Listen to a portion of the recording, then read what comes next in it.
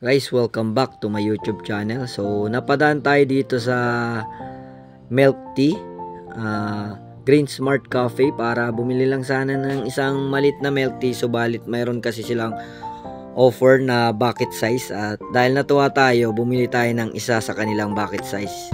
Ayun yung 149 pesos. So, good for 4 na siya. Nakakatuwa kasi ngayon lang tayo nakakita ng ganyan kalaki na milk tea size. So dito, humingi sila ng favor kung pwede na lang picturean sa buckets natin at i-post sa kanilang page. So, yan guys, maganda naman ang kanilang store. Maraming ilaw at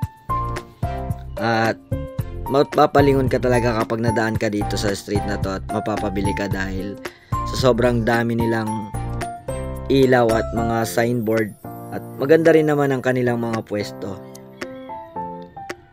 Yan guys, yung kanilang mga flavor. So yan, nakabili na kami. So dadali na natin yan sa bahay para ating pagsalusaluhan. Green Smart Coffee.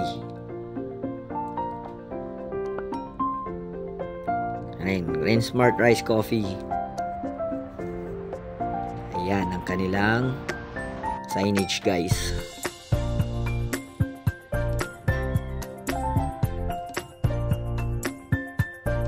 Ayan guys, yung bilhin natin na malaki siya. So, yan yung pinakamalaki ngayon. So, good for 4 na to guys.